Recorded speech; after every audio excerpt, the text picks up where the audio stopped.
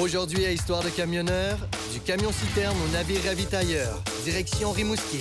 Notre contrat était d'approvisionnement pour l'année parce que la route de glace existe 2 mois par année. Et tout sur le forum du camionnage.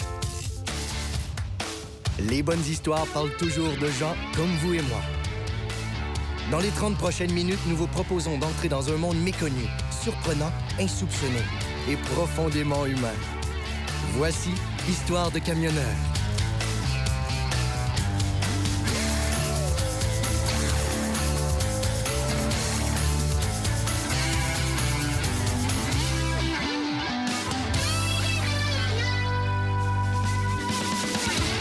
Bonjour, mesdames, messieurs. Bienvenue à Histoire de camionneur.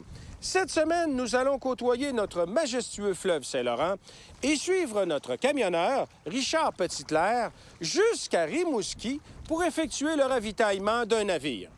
Un autre bel exemple de l'importance du transport routier au Québec. Bonjour, mon nom est Richard Petitclerc, 52 ans, dans le transport de produits pétroliers depuis 32 ans. Mon nickname, Bébé. Pourquoi? C'est parce que quand j'ai commencé pour Texaco, j'ai été un des plus jeunes chauffeurs de la compagnie Texaco Canada, dans tout le Canada, comme permanent chauffeur. Ça fait que il y en a un ou deux, entre autres, qui m'agaçaient et disaient « T'es le bébé de la compagnie Texaco ». Le Nordic Express transporte passagers et marchandises. Il ravitaille toute la basse Côte-Nord.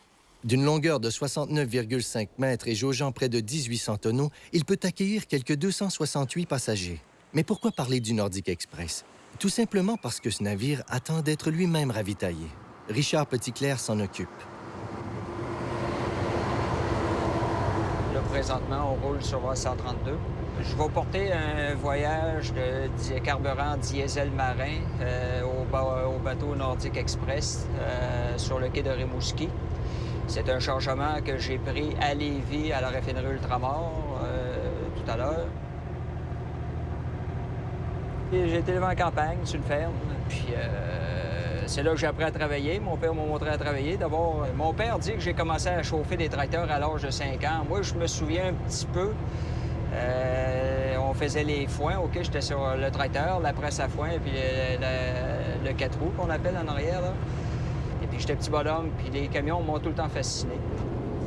J'aurais pu m'en aller sur la ferme, j'étais l'aîné de la famille. J'aurais pu aller sur la ferme, mais ça m'aurait donné quoi? J'aimais pas ça. J'aimais pas la machinerie agricole, oui, pas si mal, mais les vaches, non, les vaches, ça me dit absolument rien. Donc, c'est parfait. Ça fait qu'on arrive, je vais toquer dans à peu près 5 minutes. L'automne 76, j'ai débuté dans le transport de produits pétroliers pour la compagnie Texaco. Décembre 90, Texaco Canada a été acheté par SO Impérial. 1er mai 93, SO se sont départis de leurs camions, leurs citernes et les chauffeurs. Ils ont tout donné ça à des sous-contractants. Fait que ici, à la région de Québec, c'est Transport Jacques Auger qui a pogné le sous-contrat de transport. Donc, on a suivi chez Jacques. Et puis, j'étais avec Jacques depuis ce temps-là, moi. Propriétaire de mon camion, ça fait 1 an et 4 mois. Qu'est-ce que je jouais en 1 an et 4 mois comparativement à un chauffeur de camion? Premièrement, tu as l'indépendance. La propreté, l'entretien, c'est tout toi qui vois tout. Ça fait que tu peux pas dire « ça en a un autre qui me l'a brisé ou qui me l'a sali durant le week-end ». Il est tout le temps propre. Les côtés moins bons, un peu, c'est que ça l'accapare pratiquement 7 jours semaine. Tandis que chauffeur, le week-end, ta journée, ta semaine est terminée, tu prends les clés, tu les redonnes au dispatch. Là, c'est fini.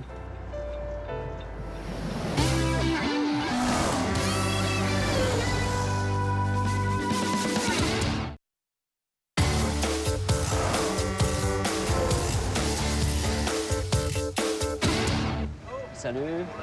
Oui.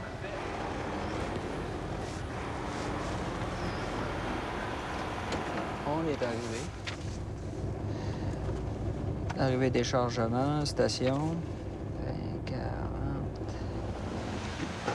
La première chose qu'on fait, c'est que je connecte mon camion.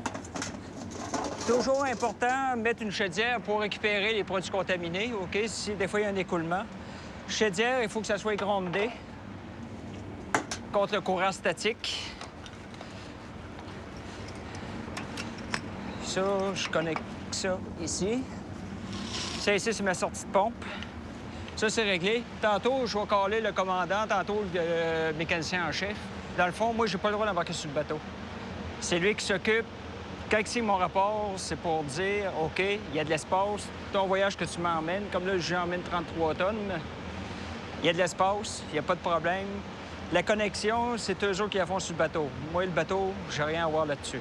Je vais lui donner la hausse, puis c'est lui qui s'occupe de la connecter, puis c'est lui qui s'occupe de ça. Revenons un peu dans le temps, car en route, Richard avait quelques souvenirs de voyage qu'il traîne avec lui. Flashback.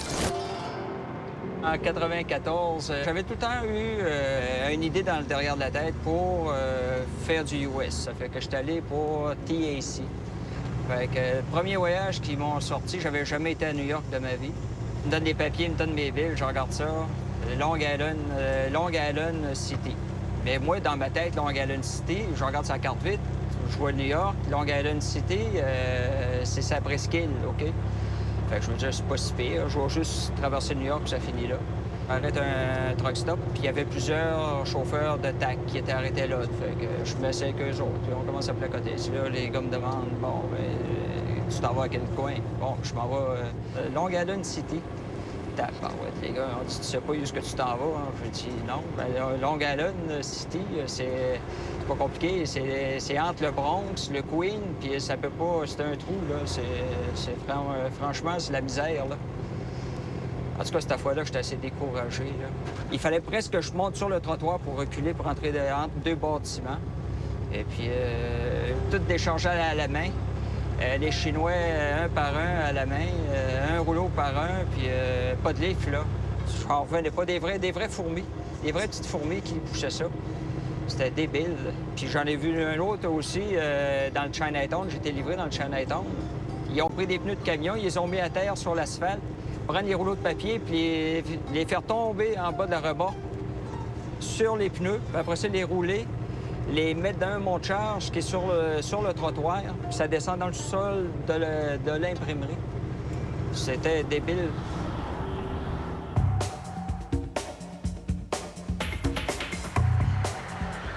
Issu du projet de loi 135, adopté en juin 2000 à l'Assemblée nationale, le Forum des intervenants de l'industrie du camionnage général est un carrefour de discussion pour les routiers et les donneurs d'ouvrage, qui favorise un dialogue continu entre les divers acteurs de l'industrie du camionnage. C'est une table de concertation permanente qui a pour objectif d'amener des solutions aux problèmes socio-économiques qui sont vécus par l'industrie du camionnage général. On a deux grandes parties qui se regroupent au sein du forum. On a tout d'abord les routiers, communément appelés dans le langage des camionneurs les brokers. Donc les gens qui sont camionneurs, conducteurs et propriétaires d'un seul camion. De l'autre côté de la table, si on peut l'imager un peu, on a les donneurs d'ouvrage. Les donneurs d'ouvrage, c'est qui? C'est les expéditeurs, c'est les intermédiaires en transport et c'est aussi les grandes compagnies de transport qui embauchent les routiers ou les brokers à titre de sous-traitants. Sur le site Internet du Forum, il y a une multitude d'outils qui sont gratuits, accessibles à tous et qui vont aider les routiers et les donneurs d'ouvrage à améliorer leurs relations commerciales. Alors, le Forum a mis en place un contrat-type qui doit servir et qui peut servir de référence à tout contrat commercial entre le donneur d'ouvrage et le routier. Ce contrat-là contient l'ensemble des clauses qu'un contrat de ce genre devrait contenir. Donc, des clauses touchant, par exemple, la surcharge sur le carburant, sur la rémunération, sur qu'est-ce qui se passe quand on attend en douane, etc. Donc, tout ce qui doit être couvert par un contrat commercial. Le deuxième outil, c'est le bureau de coût de revient. Le bureau de coût de revient, essentiellement, c'est quoi? C'est un logiciel qui aide le routier à calculer ses coûts d'opération. C'est-à-dire que quand un routier accepte un voyage pour un montant X, il doit s'assurer que ce voyage-là va lui apporter une rémunération suffisante pour couvrir à tout le moins ses frais d'opération. Donc, le logiciel, on a conçu un logiciel qui est disponible encore une fois sur le site Internet qui permet de faire ce calcul-là. Alors, le logiciel tient en compte, par exemple, le coût d'achat du camion, le coût du carburant, le coût de l'immatriculation, etc. Les gens complètent l'information demandée. En bon français, pèse sur Enter, et on va venir à la fin de tout ça leur dire, bien écoute, votre coût de revient est de, par exemple, 1,25 $ du kilomètre.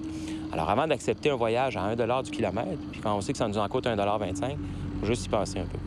Actuellement, à peu près personne n'est capable de prédire ce qui va se passer avec le prix du carburant. Alors, depuis 2002, on a mis en place un outil qui aide les camionneurs, justement, à suivre l'évolution du prix du carburant. Donc, à chaque semaine, généralement le mardi, on publie le prix de la semaine, si on peut dire comme ça. Et ce prix-là aide les routiers principalement à établir correctement la surcharge carburant qu'ils doivent négocier avec les expéditeurs ou avec leurs donneurs d'ouvrage. De plus, dans la section concernant le carburant, on a un petit logiciel simple d'utilisation qui permet de faire ce calcul-là. Donc, prix de référence, le prix actuel, la différence entre les deux, et puis le tour est joué. Depuis le fameux septembre 2001, les procédures pour passer pour les transporteurs québécois ou canadiens pour s'en aller du côté américain se sont compliquées beaucoup.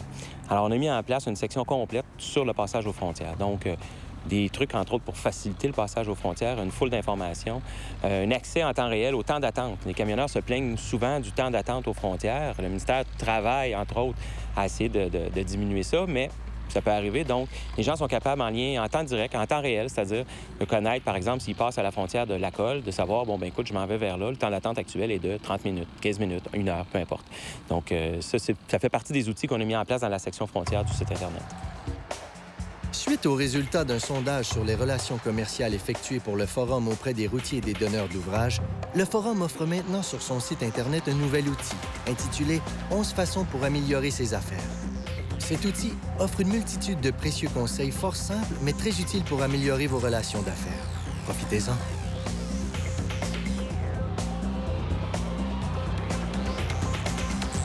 Ce segment vous a été présenté par le ministère des Transports du Québec.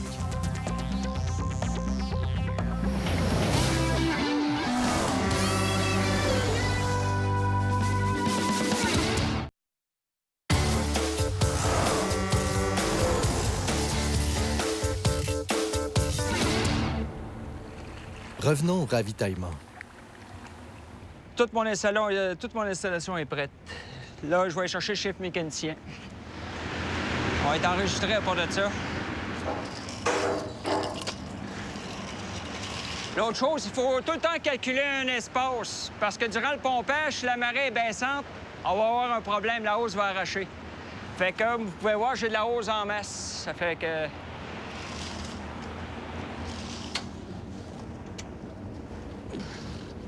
Fait toi, tu dis que t'es correct? Je rouvre le compartiment 5. Je rouvre la clé. La finale. Là, je vérifie. Ça coule pas nulle part? J'en ai pour 1 heure à peu près à vider. C'est pas plus dur que ça. Là, je fais le pingouin sur le bord du quai. On ne pouvait pas être au quai sans rencontrer le capitaine du Nordic Express, qui nous parle ici de ravitaillement et de son navire. Toujours 2 hommes de l'équipage en permanence. Un sur le bord du bateau, puis l'autre près de la soute où il y a les valves. Il faut vraiment qu'il y ait des lances incendie prêtes à opérer si jamais il y aurait feu. Ou il y a toujours des bacs pour ramasser s'il y aurait des versements ou des boudins pour ramasser l'huile sont prêts à mettre à l'eau si jamais il y aurait des versements accidentels. Le navire ici peut prendre 268 passagers. Et durant les mois d'été, il y a souvent full capacité. Ça va bien. C'est comme un autobus, dans le fond. De village en village, les passagers embarquent et débarquent. Certains épisodes de vie ne s'oublient pas, spécialement lorsque le contexte de travail est très spécial. La Ice Road, la route de glace, ça, c'est unique au monde. C'est sur les territoires du Nord-Ouest. On se trouve à prendre du pétrole à Yellowknife. On prend nos chargements à Yellowknife, puis on monte ça dans des mines de diamants. Jacques Auger, il a eu un contact pour travailler pour une sous-compagnie, comme sous-contractant pour une compagnie de l'Ouest, de l'Alberta, parce que c'est pas tout le monde qui peut aller là. C'est du Québec. Si t'as pas de contact là-bas, oublie ça, c'est impossible. Avant d'aller là-bas, il a demandé au personnel qui était intéressé d'y aller de donner son nom, ceux qui étaient intéressés. Quand il y a eu l'offre d'y aller, moi, tout de suite, ça a été route de glace, eau, dangereux, non. Ensuite, il a fait une présélection. Et là, à un moment donné, il disait, ben là, un tel a donné son nom, un tel a donné son nom. Puis c'est moi qui ai dit, là, il avait les yeux comme des diamants, tu sais. Pas pour lui qui est allé à une mine de diamants. Puis là, je dis, mais tu voudrais-tu y aller, toi? Oh non, non, non, non. 2 jours après. Oui, mais là, la date s'en vient, là. Ah non, mais... Ben toi, qu'est-ce que tu vas faire? Ben je vais faire comme quand tu pars pour les semaines. J'ai plein d'amis, tu sais, j'ai un bon réseau de copines, puis tout ça. Et puis, il a rencontré les chauffeurs avec leur épouse un dimanche matin. Puis ils ont tous mis les choses claires. Il a mis les cartes sur table.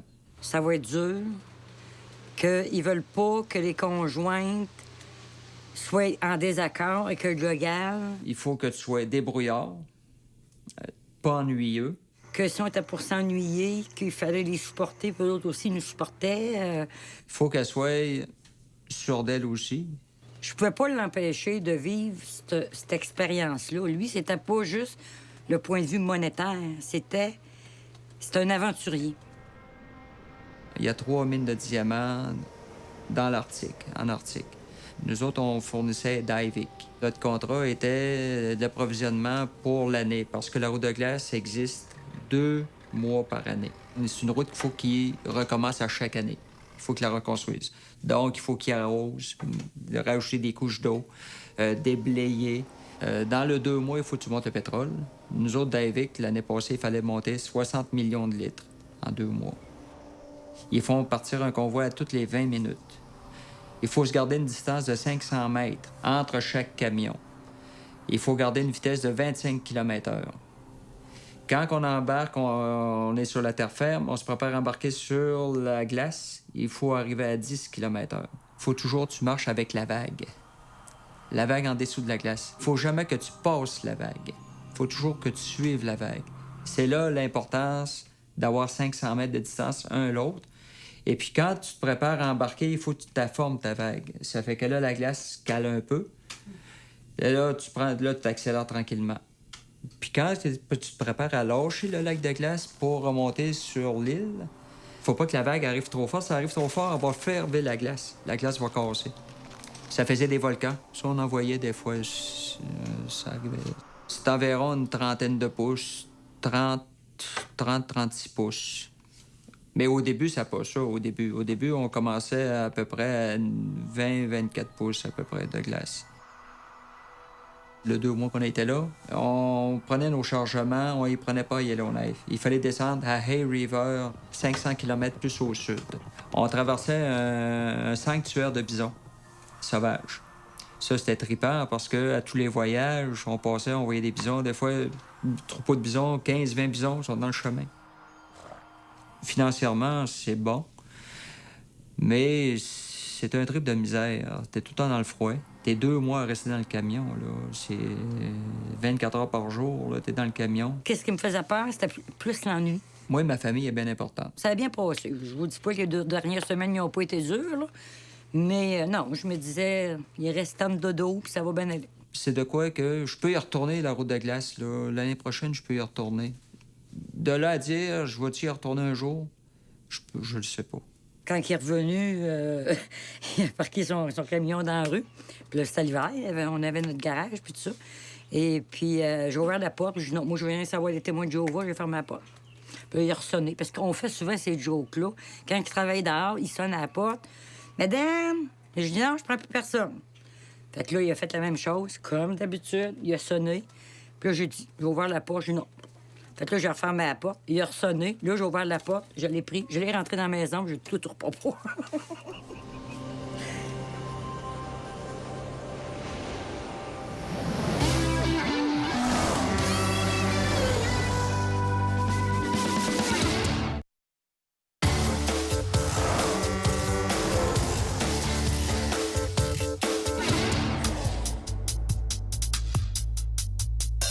Moi, ça serait pour savoir, c'est comment ça coûte un camion, puis c'est-tu vraiment rentable d'en acheter un?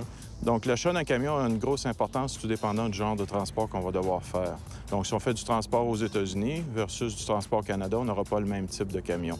Donc, un tracteur va coûter soit 125 à 150 000 tandis qu'une remorque va coûter de 25 à 50 000 Donc, l'importance du propriétaire du camion, c'est de s'impliquer au niveau de l'entretien, soit au niveau de la mécanique, au niveau de l'administration, au niveau de la gestion de son transport et aussi au niveau de l'économie de carburant. C'est une des grosses dépenses au niveau du transport, le carburant. S'il est conduit en conduite économique, à ce moment-là, il va avoir une meilleure rentabilité, puis ça va être pas mal plus intéressant pour survivre au niveau de sa compagnie.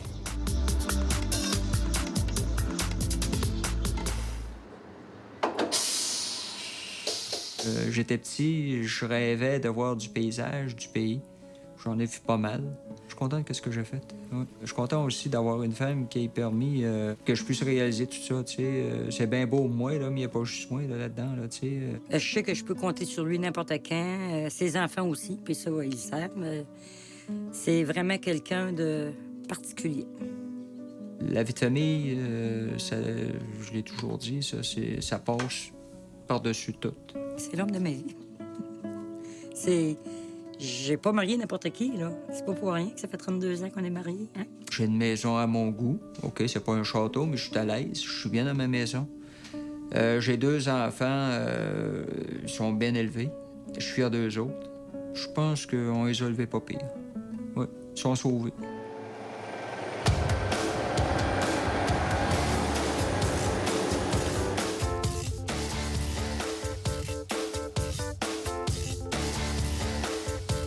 Lors de notre prochain épisode à Histoire de camionneurs... Quand j'ai enlevé en dessous, le panneau vert, puis j'ai parti avec tous les déchets, toutes les tripes. J'en avais jusqu'à la ceinture.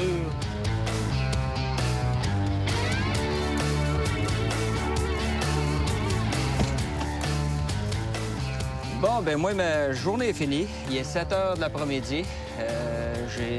Ma journée est toute faite. Ça fait... Non, on recommence ça parce que...